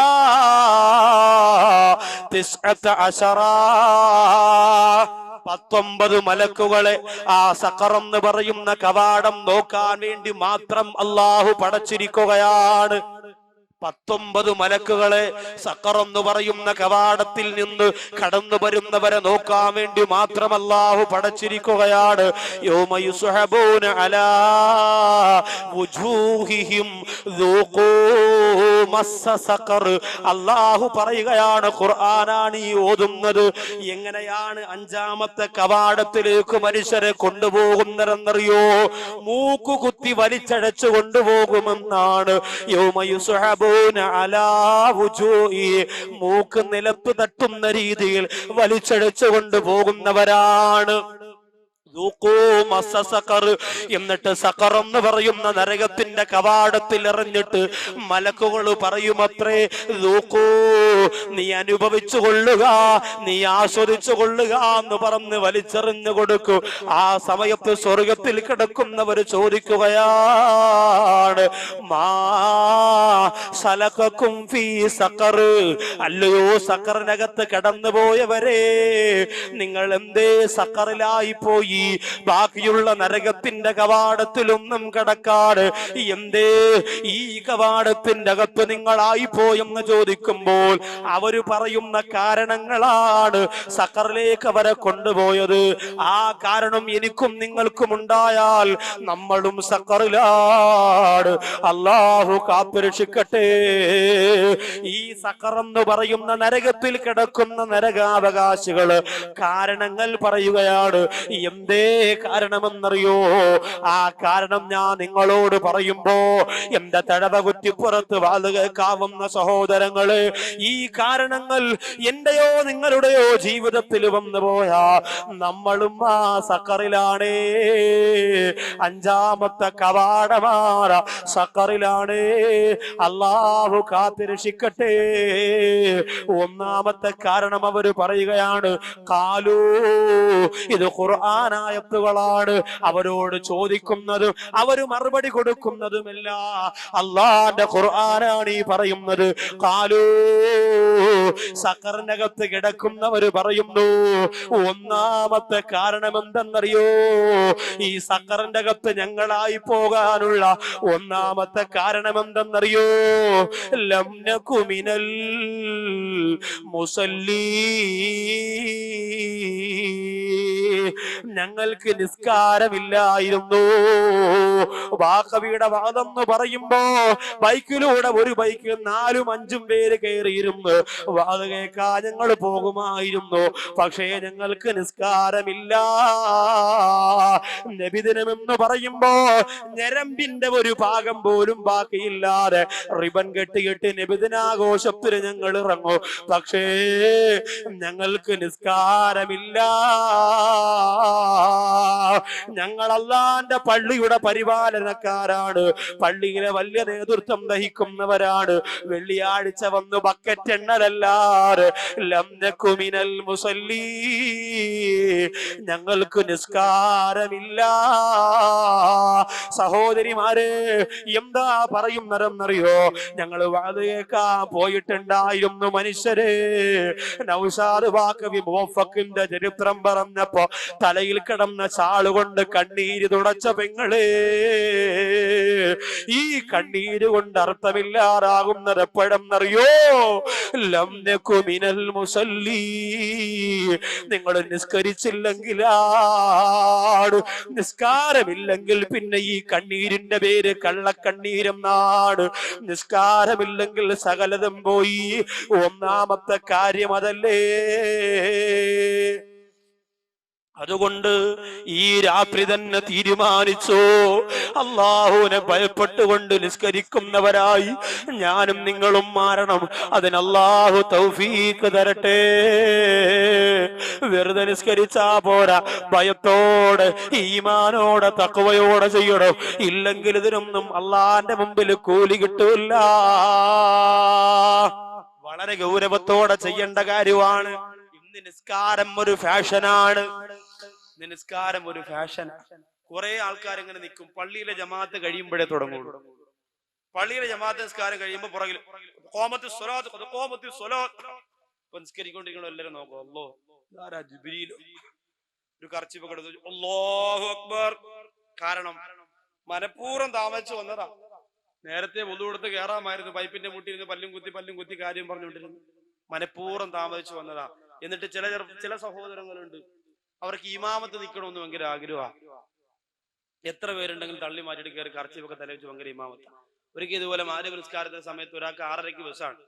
പെട്ടെന്ന് തന്നെ വന്ന് ഒതു കൊടുത്ത് വള്ളിക്കകത്ത് കയറിയപ്പോൾ ഒരാൾ ഇമാമത്തിക്കാൻ വേണ്ടി അല്ലാഹു അക്ബർ. ഭയങ്കര നിസ്കാരോ, കാല് ഒരു കാലം അവിടെ ഒരു കാലം ഇവിടെ, ഇടയിൽ 4 പേർക്ക് വേറെ സഫ് വഹിക്കാം. അങ്ങനെ നിസ്കരിക്കാം. ഫാത്തിഹ ഓതി തീർന്നു തന്നെ ഖുൽ യാ അയ്യുഹൽ കാഫിറൂൻ ലാ അഅ്ബുദു മാ തഅ്ബുദൂൻ ലാ അഅ്ബുദു മാ തഅ്ബുദൂൻ അൻതും അഅ്ബുദു ലാ അഅ്ബുദു മാ തീരണില്ല. ഖുൽ യാ അയ്യുഹൽ കാഫിറൂൻ തീരണില്ല. ഇതിങ്ങനെ ഓതിക്കൊണ്ട് വന്നപ്പോ പുറകിലിരിക്കുന്ന ആളിങ്ങനെ കൈ അടിച്ചിട്ട് വാച്ച് നോക്കി, ഇത് എന്തോടെ ഇത് അത് സൂറത്ത് ബഖറക്കാരും വരുന്നത് തീരണില്ല, കുറെ ആളല്ലേ. ഉടനെ ഇയാള് ഫ്രണ്ടിൽ വന്നിട്ട് പറഞ്ഞു, അടയാ പെട്ടെന്ന് തീർക്കൂടെ, 2 മിനിറ്റ്, എനിക്കാണെങ്കിൽ ബസ് ഇപ്പൊ വരും, അതുകൊണ്ടാണ്. ഉടനെ ഏതെങ്കിലും ഒരു സൂറത്ത് കാഫിരീൻ തീർക്കാൻ പറഞ്ഞപ്പോ മഹീലിൽ കാഫിരി എന്ന് പറഞ്ഞ് അന്ന് നിർത്തി. പിന്നെ ചില ആൾക്കാർക്ക് വലിയ മഖറജ് വിടലാണ്. അല്ലേ? ഇപ്പൊ റമദാനൊക്കെ വരുമ്പോ നമുക്ക് അല്ലാഹുമ്മ ഇന്നക അഫൂൻ തുഹിബ്ബുൽ അഫ്വ ഫഅഫു അന്നാ യാ കരീം യാ റഹീം യാ അല്ലാഹ്. ഇത് ചില ആൾക്കാർ പറഞ്ഞു തരുമ്പോ പിന്നെ നിസ്കാരം കഴിഞ്ഞിട്ട് മോദി മാമ ഷാളും കൊണ്ട് വേണം തുപ്പൽ ഉടച്ചോളാം. എല്ലാ പള്ളിയിലുള്ളവർ അറിഞ്ഞുടങ്ങി ഉണ്ടായിരുന്നാലും മതി, അല്ലെങ്കിൽ അള്ളാഹു പുറത്തു വരണമെന്ന് മലയാളത്തിൽ പറഞ്ഞാലും മതി. ഇത് അറിഞ്ഞില്ലെങ്കിൽ പഠിച്ചു പറയണം, ഇല്ലെങ്കിൽ ഇത് ആവശ്യമില്ലാത്ത രീതിയിൽ പറഞ്ഞ് നമ്മൾ കുളമാക്കരുത്. പിന്നെ ചില ആൾക്കാരുണ്ടല്ലോ ഭയങ്കര വസ്വാസി, എത്ര ഓതിയാലും ശരിയാവൂല, കൈ കെട്ടിയിട്ട് എന്ന് പറയുമ്പോൾ അടുത്തേക്കുന്ന ആളെ വിറച്ച് അവധിച്ചെന്ന് വീഴും. നമ്മുടെ ഒരു മയത്തില് ഫാത്തിഹയൊക്കെ നമ്മൾ മയത്തില് മര്യാദയ്ക്ക് ഓതിയാൽ പെട്ടെന്ന് ക്ലിയർ ആവും. ഒരുപാട് നമ്മൾ അങ്ങോട്ട് നോക്കാൻ തുടങ്ങിയാൽ ചിലപ്പോ ഒന്നും ശരിയാവൂല. ഒരാൾ പുറകിക്കുന്ന ഒരാൾ നീ ആക്കട്ടെ ഞാൻ ആക്കാം, കുറെ നേരം കൊണ്ട് നീ ഒറ്റയ്ക്ക് ആക്കല്ലേ, ഞാൻ ആക്കാന്ന് പറഞ്ഞ് മാറി പോകാൻ. കാരണം ഇമാമത്ത് നിൽക്കുമ്പോഴൊക്കെ നമ്മൾ ഈ വിഷയത്തിൽ ഒരുപാട് ശ്രദ്ധിക്കണം. സഹോദരങ്ങൾ ഇമാമത്ത് നിൽക്കണ്ടെന്നല്ല, ഇമാമത്ത് നിൽക്കണം, നമ്മൾ അങ്ങനെ ശീലിക്കണം. പക്ഷെ അതിനൊരു മര്യാദ വേണം. നിസ്കാരം അല്ലാഹു സ്വീകരിക്കുന്ന രീതിയിൽ ചെയ്യണം. ബഹുമാനപ്പെട്ട ഹാത്തിമുൽ അസ്സം റളിയല്ലാഹു അൻഹുവിനോട് ചോദിക്കുകയാണ്, ഇന്ന് തഴവ കുറ്റിപ്പുറത്ത് വന്ന സഹോദരങ്ങളോട് ഞാൻ പറയുന്നു, ഈ പറയുന്ന പോലെ നിങ്ങൾ ഇന്ന് വീട്ടിൽ പോയി 2 റക്അത്ത് നിസ്കരിച്ചിട്ടൊന്ന് കിടന്നാൽ ആ നിസ്കാരത്തിന് വല്ലാത്ത സുഖമാണ്. ഹാത്തിമുൽ അസ്സം റളിയല്ലാഹു അൻഹുവിനോട് നിങ്ങൾ എങ്ങനെയാണ് നിസ്കരിക്കുന്നതെന്ന് ചോദിച്ചപ്പോൾ ഹാത്തിമുൽ അസ്സം റളിയല്ലാഹു അൻഹു പറയുന്നു, നിസ്കാരത്തിന് സമയമായ എന്റെ ശരീരത്തെ ഞാൻ ശാന്തമാക്കി നിർത്തുകയാണ്. ഞാൻ പൂർണ്ണമായി എടുക്കുകയാണ്, എന്റെ ശരീരത്തെ ഞാൻ ശാന്തമാക്കി വെക്കുകയാണ്. എന്നിട്ട് നിസ്കാരത്തിന്റെ സ്ഥലത്തേക്ക് ഞാൻ ചെന്ന് നിൽക്കുകയാണ്. എന്നിട്ടോ കഅബാലയത്തിനെ എന്റെ മുമ്പിലാണെന്ന് ഞാൻ സങ്കല്പിക്കുമത്രേ. ഇന്നിവിടുന്ന് പോകുന്നവർ നിസ്കരിക്കുമ്പോൾ കഅബാലയം എന്റെ മുമ്പിലാണെന്ന് സങ്കല്പിച്ചുകൊണ്ട് ഒരു 2 റക്അത്ത് നിങ്ങളൊന്ന് നിസ്കരിക്കുമോ? അല്ലാഹുവിന്റെ കഅബ എന്റെ മുമ്പിലാണെന്നൊന്ന് സങ്കല്പിക്കുമോ? എന്നിട്ടോ വജഅല സിറാത തഹത ഖദമി, എന്റെ കാൽപാദത്തിന്റെ ചോട്ടിലാണ് സിറാത്ത് പാലം എന്ന് ഞാൻ സങ്കല്പിക്കുമത്രേ. എന്റെ 2 കാലിന്റെ ചോട്ടിലാണ് സിറാത്ത് പാലം. എത്ര പേടിയായിരിക്കും ചിന്തിക്കണേ, എത്ര ഭയമായിരിക്കും ചിന്തിക്കണേ. വജഅലൽ ജന്ന, സ്വർഗത്തെ എന്റെ വലതുഭാഗത്താക്കും. മനോഹരമായ അരുവികളുള്ള, പറവകളുള്ള, പുഷ്പങ്ങളുള്ള, തോട്ടങ്ങളുള്ള, സൗന്ദര്യമുള്ള സ്വർഗം. ആ സ്വർഗം എന്റെ വലതുഭാഗത്താണെന്ന് ഞാൻ സങ്കല്പിക്കുമത്രേ. വജഅലന്നാർ,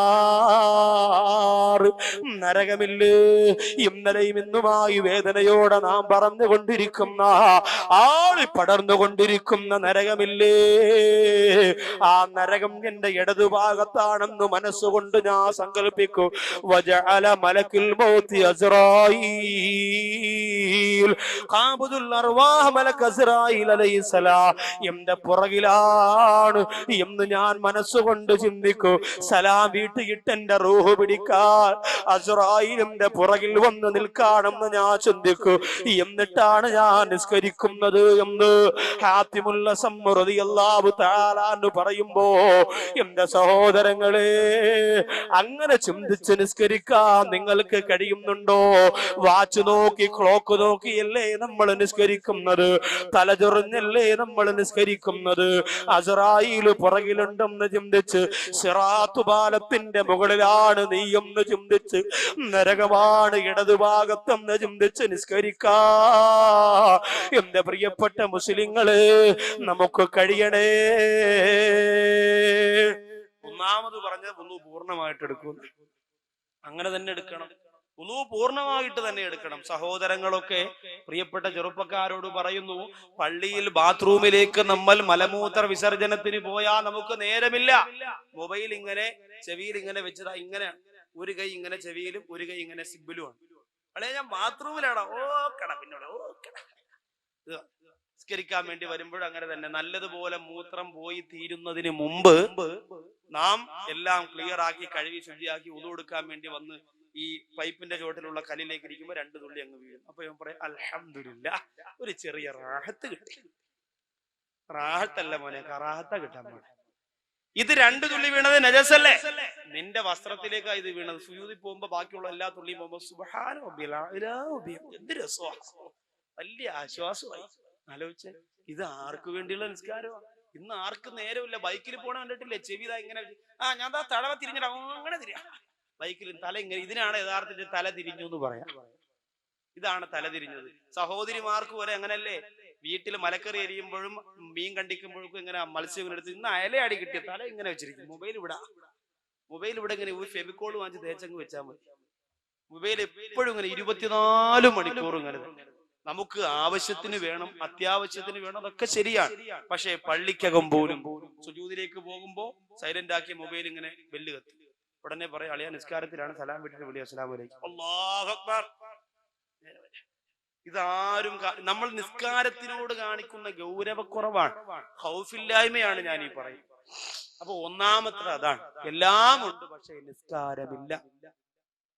എല്ലാ കാര്യത്തിലും മിടുക്കനാണ്, പക്ഷെ നിസ്കാരം എന്ന് പറയുന്ന കാര്യമില്ല. അതുകൊണ്ടാണ് ഞങ്ങൾ ഇവിടെ പെട്ടുപോയത് എന്ന് നരകത്തിന്റെ 5ാമത്തെ കവാടത്തിൽ കിടക്കുന്ന മനുഷ്യർ പറയുന്നു. എന്നാൽ നരകത്തിൽ കടന്നുപോയ, സഖറിൽ കടന്നുപോയവര് രണ്ടാമത് പറയുന്നതെന്തെന്നറിയോ?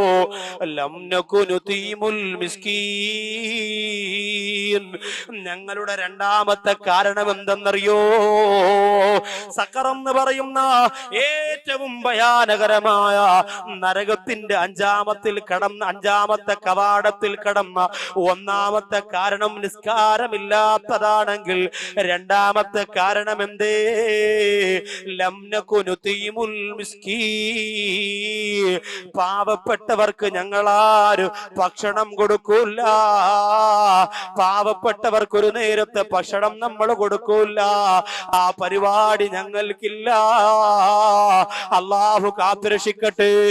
നുസ്റത്തുൽ അനാമിന്റെ പ്രിയപ്പെട്ട സഹോദരങ്ങൾ ഈ പരിപാടി നടത്തുമ്പോ പലരും പറഞ്ഞില്ലേ, ഇവിടെ തഴവേല് പാവപ്പെട്ടവരില്ല, തഴവേല് പാവപ്പെട്ടവരില്ല. നിങ്ങൾ ആർക്കാണ് പണപ്പിരിവ് നടത്തുന്നത്? നിങ്ങൾക്ക് മുട്ടടിക്കാനല്ലേ? പ്രിയപ്പെട്ടവരെ, ഒരൊറ്റ രാത്രി കൊണ്ട് നിന്നെ പാവപ്പെട്ടവരിൽ ഏറ്റവും ചെറിയ പാവപ്പെട്ടവനാക്കാൻ അള്ളാന് കഴിവുണ്ട് കേട്ടോ. അത് നമ്മൾ ആരും മറക്കല്ലേ. പ്രിയപ്പെട്ടവരെ, കിളിമാനൂർ പാപ്പാലയം എന്ന് പറയുന്ന സ്ഥലത്ത് മരണപ്പെട്ടു പോയ ഒരു സഹോദരൻ, കല്യാണത്തിന്റെ മണവറയ്ക്കകത്താണ് ആ സഹോദരന്റെ കഫം പൊതിഞ്ഞത്. മണവറയുടെ അകത്ത് വെച്ചാണ് ആ സഹോദരന്റെ കഫം പുടവ പൊതിഞ്ഞത്. ഞാനാണ് ആ വീട്ടിലേക്ക് മയ്യത്ത് പൊതിയാൻ വേണ്ടി ചെന്നത്. വളരെ സങ്കടം തോന്നി. 30 വയസ്സിനകത്ത് പ്രായമുള്ള സഹോദരനാണ്. കല്യാണം കഴിഞ്ഞിട്ട് 3 മാസമേ ആയുള്ളൂ. എന്തേ? വരുന്നവരൊക്കെ പറയുകയാണ്, യവനിതിന്റെ വല്ല കാര്യമുണ്ടായിരുന്നോ? ഞാൻ ചോദിച്ചു, ഉപ്പാ, ഈ സഹോദരൻ മനഃപൂർവ്വം മരിച്ചതല്ലല്ലോ, അള്ളാന്റെ തീരുമാനമായപ്പോ മരണപ്പെട്ടു പോയതല്ലേ. ആ സമയത്താണ് അവര് പറയുന്നത്, ഉസ്താദേ, ഇവന് മാരകമായ രോഗമായിരുന്നു, 3 വർഷത്തിൽ കൂടുതൽ ജീവിച്ചിരിക്കൂലാന്ന് 2 വർഷത്തിന് മുമ്പ് RCCയിലെ, തിരുവനന്തപുരം RCCയില് വിദഗ്ധനായ ഡോക്ടർ സർട്ടിഫിക്കറ്റ് കൊടുത്ത രോഗത്തിനുടമയായിരുന്നു യവൻ. പിന്നെന്തിനാണ് പെണ്ണ് കെട്ടാൻ പോയത്? പിന്നെന്തിനാണ് നിക്കാഹിന് പോയത്? ആ പെണ്ണിന്റെ ജീവിതവും നശിച്ചു പോയില്ലേ എന്ന് പറഞ്ഞുകൊണ്ടവര് കരയുമ്പോൾ, ആ അടക്കമെല്ലാം കഴിഞ്ഞ് ആ വീട്ടിലേക്ക് വന്നു. പ്രിയപ്പെട്ട സഹോദരന്റെ മരണപ്പെട്ടു പോയ സഹോദരന്റെ ഭാര്യയെ വിളിച്ച് കാര്യം തിരക്കിയപ്പോ, ഇയാൾക്ക് രോഗമായിരുന്നോ എന്ന് നീ അറിഞ്ഞായിരുന്നോ എന്ന് ചോദിക്കുമ്പോ കരഞ്ഞുകൊണ്ട് പറയുന്നു, ഉസ്താദേ, എന്റെ വീട്ടില് ഞങ്ങള് 4 പെൺമക്കളാ. ഞങ്ങള് 4 പെൺമക്കളായിരുന്നു ഉസ്താദേ. എനിക്ക് വാപ്പച്ചിയില്ല. എന്റെ ഉമ്മ പ്രസവിച്ചതോടെ വാപ്പച്ചി മരിച്ചുപോയി. എന്റെ ഉമ്മയാണ് എന്റെ 3 യുക്തമാരെയും നിക്കാഹ് ചെയ്യിപ്പിച്ചേക്കാൻ ഓടി നടന്നത്. എല്ലാ പള്ളികളിലും പോകുമായിരുന്നു. ഒരു പക്ഷേ നമ്മുടെ ജുമഅത്ത് പള്ളിയുടെ മുമ്പിൽ വരെയും വന്നിട്ടുണ്ടാവും. നമ്മൾ അറിയില്ലല്ലോ, നമുക്ക് നേരമില്ലല്ലോ. ജുമാ നിസ്കാരം നിസ്കാരം കഴിഞ്ഞ സലാം വീട്ടിയിട്ട് ദുനിയാവിന്റെ കാര്യത്തിനിറങ്ങി ഓടുമ്പോ കർച്ചീപ്പും പിരിച്ചു മുമ്പിൽ ഇരിക്കുന്നവരെ ശ്രദ്ധിക്കാൻ പലപ്പോഴും നമുക്ക് സമയം കിട്ടാറില്ലല്ലോ. അങ്ങനെ ആ പെങ്ങള് പറയുന്നു, എന്റെ 3 ഇത്തച്ചിമാരെയും എന്റെ ഉമ്മയാണ് കഷ്ടപ്പെട്ടുകൊണ്ട് ഓരോ പള്ളികളിൽ പോയി ഓരോരുത്തരെയും കണ്ടു പണപ്പിരിവ് നടത്തിയിട്ട് നിക്കാഹ് ചെയ്യിപ്പിച്ചത്. അങ്ങനെ എന്റെ ഉമ്മ ഒരുപാട് കഷ്ടപ്പെട്ട് ജീവിച്ചവരാണ്. നമ്മളൊക്കെ രാത്രി കിടക്കുമ്പോ ഉമ്മ അടുത്തു വന്നിരുന്നു പലപ്പോഴും കരയാറുണ്ട്. അവസാനം എന്റെ നിക്കാഹിന്റെ സമയമായപ്പോ ഉസ്താദേ എന്റെ ഉമ്മിച്ചാന്റെ കാല് മുറിച്ചു. ഷുഗർ ബാധിച്ചുകൊണ്ട് എന്റെ ഉമ്മാന്റെ കാല് മുറിച്ചു. മറ്റേ കാലും സുഖമില്ലാത്തത് കൊണ്ട് ഇനി വടിവിണ്ട് പോലും നടക്കാൻ പാടില്ല എന്ന് ഡോക്ടർ പറഞ്ഞു. അങ്ങനെ എന്റെ ഉമ്മ ഒറ്റപ്പെട്ടുകൊണ്ട് വീടിനകത്ത് കഴിഞ്ഞു. ഉസ്താദേ എന്നും എന്റെ മുഖത്ത് നോക്കിയിട്ട് ഉമ്മ പറയും, നീ ഭാഗ്യം കെട്ടവളാണ് പെണ്ണേ, നിന്നെ പ്രസവിച്ചതിന്റെ അന്ന് വാപ്പ മരിച്ചില്ലേ, നിന്റെ നിക്കാഹിന് സമയമായപ്പോ എന്റെ കാല് പോയില്ലേ, ഇനി എങ്ങനെയാണ് മോളെ പുര നിറഞ്ഞു നിൽക്കുന്ന നിന്നെ പറഞ്ഞു വിടുക എന്ന് ചിന്തിച്ചുകൊണ്ട് പൊട്ടിക്കരഞ്ഞപ്പോ ഉസ്താദേ ഒരുപാട് ദിവസം ഞാൻ മനസ്സുകൊണ്ട് ആത്മഹത്യ ചെയ്യാൻ ആഗ്രഹിച്ചു പോയതാണ്. പക്ഷേ ഈമാനില്ലാതെ മരിച്ചുപോയി നരകം കിട്ടുമെന്ന് പേടിച്ചുകൊണ്ടാണ് അത് ചെയ്യാത്തത്. അവസാനം എന്നോടൊരു സുഹൃത്ത് വന്നു പറഞ്ഞു, പെണ്ണേ സ്ത്രീധനം വേണ്ട, കൈമണി വേണ്ട, അച്ചാരം വേണ്ട, ഒരു നിക്കാഹിന് ഒരുങ്ങിക്കോ, ചെറുക്കനെ കണ്ടിഷ്ടപ്പെട്ടാൽ 1 രൂപ പോലും വാങ്ങാതെ നിന്നെ കെട്ടാനൊരുക്കമാണെന്ന് പറഞ്ഞപ്പോ ഞാനത് സമ്മതിച്ചു. അന്ന് എന്നെ കാണാൻ ഈ രോഗം പിടിച്ച സഹോദരനാണ് വന്നത്. കണ്ടിഷ്ടപ്പെട്ടിട്ട് അവസാനം എന്നോട് അയാള് പറഞ്ഞു, പെണ്ണേ ഏത് സമയത്തും മരിക്കുമെന്ന് ഡോക്ടർ പറഞ്ഞ് ചികിത്സ നിർത്തിയ ശരീരമാണ് എന്റേത്. അതുകൊണ്ട് എപ്പോഴും ഞാൻ മരിച്ചു പോകാ. 3 വർഷം വരെ ഡോക്ടർ ജീവിച്ചിരിക്കാൻ സാധ്യതയുണ്ടെന്ന് പറഞ്ഞെങ്കിൽ പ്രതീക്ഷയൊന്നുമില്ല. അതുകൊണ്ട് കുറഞ്ഞ കാലത്തിനിടയ്ക്ക് എനിക്കും നിനക്കുമാരി വിവാഹ ജീവിതത്തിൽ ഏർപ്പെടാ. ഞാൻ മരിച്ചാൽ എനിക്ക് വേണ്ടി ദുആ ചെയ്യുന്ന ഒരു ഭാര്യ, അള്ളാന്റെ അനുഗ്രഹം കൊണ്ടൊരു കുഞ്ഞിനെ തന്നാൽ എനിക്ക് വേണ്ടി ദ്വാരക്കുന്ന ഒരു കുഞ്ഞ്, ഇതാണ് എന്റെ ആഗ്രഹം. നിനക്ക് നിക്കാഹിന് സമ്മതമാണോ എന്ന് ചോദിച്ചപ്പോ ആ പെണ്ണു പറയും, ഉസ്താദേ എന്റെ ഉമ്മയോട് പറയാറ്, എന്റെ ഇത്തമാരോട് രോഗത്തിന്റെ കാര്യം പറയാറ്, ആരോടും പറയാറ്, അള്ളാഹു ചിലപ്പോ രോഗം മാറ്റിക്കൊടുത്തെങ്കിലോ എന്ന് പറഞ്ഞ് കണ്ണീരോടെ ദുആ ചെയ്ത് ഞാൻ ആ നിക്കാഹിന് സമ്മതം മൂളി. ഉസ്താദേ അവിടെയും അള്ളാഹു എന്നെ തോൽപ്പിച്ചു കളഞ്ഞല്ലോ. 3 വർഷം പോയിട്ട് 3 മാസം പോലും എനിക്ക് ആ പ്രിയപ്പെട്ടവന്റെ കൂടെ ജീവിതം നയിക്കാൻ കഴിഞ്ഞില്ലല്ലോ. 3 കോടി രൂപയ്ക്ക് മക്കളുടെ കല്യാണത്തിന് ഭക്ഷണം വെച്ച് വിളമ്പുന്ന പണക്കൊതിയന്മാര് പഠിച്ചോ, ആ പാവപ്പെട്ട പൊന്നുപോള കണ്ണീരുണ്ടല്ലോ, ആ കണ്ണീരിന്റെ ശാപം നമ്മുടെ തലയൊന്ന് പോകൂല പണക്കൊതിയന്മാരെ. അള്ളാഹു എന്നെയും നിങ്ങളെയും കാത്തുരക്ഷിക്കട്ടെ. ഇതിന് ഔസാദ് ബാക്കവി പറയുമ്പോ ഈ സംഘടന എതിർക്കുന്ന ചില ആൾക്കാര് പറയും, ബാക്കവിക്കത് പറയാ ഉസ്താദുമാരാണ് പണം കൊണ്ട് കല്യാണം നടത്തുന്നത്. എന്റെ പ്രിയപ്പെട്ടവരാണ്, എന്റെ മുമ്പിൽ ഇന്നലെയും ഇന്നുമായി നിറഞ്ഞിരിക്കുന്നവരോട് ഞാൻ പറയുകയാണ്, എന്റെ കുടുംബ ജീവിതം നിങ്ങൾക്ക് പരിശോധിക്കാ. വാപ്പ മരിച്ചുപോയ പാവപ്പെട്ട സൗന്ദര്യമില്ലാത്ത 4-5 പെൺമക്കളെ കൊണ്ട് പൊറുതിമുട്ടിപ്പോര കുടുംബത്തിൽ നിന്ന് ഒരു പെൺകുട്ടിയാണ് നൗഷാദ് വാക്ക വിവാഹം കഴിച്ചത്. ഇതെന്തിനാണ് ഞാൻ നിങ്ങളോട് പറയുന്നതെന്നറിയോ? ഇതെന്തിനാണ് പറയുന്നതെന്നറിയോ? എന്റെ ശബ്ദം കേൾക്കാൻ ഓടിയെത്തിയ എന്റെ പ്രിയപ്പെട്ട ചുണക്കുട്ടന്മാരുടെ മനസ്സിന്റെ അകത്ത് പാവപ്പെട്ടവരോടൊരു കനിവ് തോന്നാ, സാധുക്കളോടൊരു കനിവ് തോന്നാൻ വേണ്ടിയാ പറയുന്നത്. ബാക്കിയുള്ള 2 കാര്യങ്ങൾ കൂടി പെട്ടെന്നൊന്ന് പറയാനുണ്ട്. 6ാമത്തെ കവാടം, നരകത്തിന്റെ 6ാമത്തെ കവാടത്തിന്റെ പേര് ഹാവിയ എന്നാണ്. അമ്മാമൻ ഖഫ്ഫത്ത് മവാസീനുഹു ഫഉമ്മുഹു ഹാവിയ. ഹാവിയ എന്ന നരകമാണ്. നന്മയും തിന്മയും അല്ലാഹു തൂക്കി നോക്കുമ്പോൾ തിന്മയുടെ ഭാരം കൂടുതലും നന്മയുടെ ഭാരം കുറവും ആർക്കാണോ അവർക്കാണ് ഹാവിയ എന്ന നരകം അല്ലാഹു കൊടുക്കുന്നത്. ഏഴാമത്തെ നരകത്തിന്റെ കവാടത്തിന്റെ പേര്. അപ്പൊ ഈ നന്മയുടെ ഭാരം കൂടാൻ നമ്മളെ കൊണ്ട് പറ്റുന്നതൊക്കെയും ചെയ്യണം. തിന്മയുടെ ഭാരം കൂടാൻ ഉള്ള കാര്യങ്ങൾ ഒഴിവാക്കിയിട്ട് തിന്മയുടെ ഭാരം കുറയ്ക്കാനുള്ള ശ്രമം നടത്തണം. അള്ളാഹുവിന്റെ പള്ളിക്കകത്തിരുന്ന് സംസാരിക്കുന്നത് തിന്മയുടെ ഭാരം കൂട്ടും. ഇന്ന് പള്ളിക്കകത്ത് വളഞ്ഞിരുന്നാണ് രാഷ്ട്രീയ ചർച്ച. പള്ളി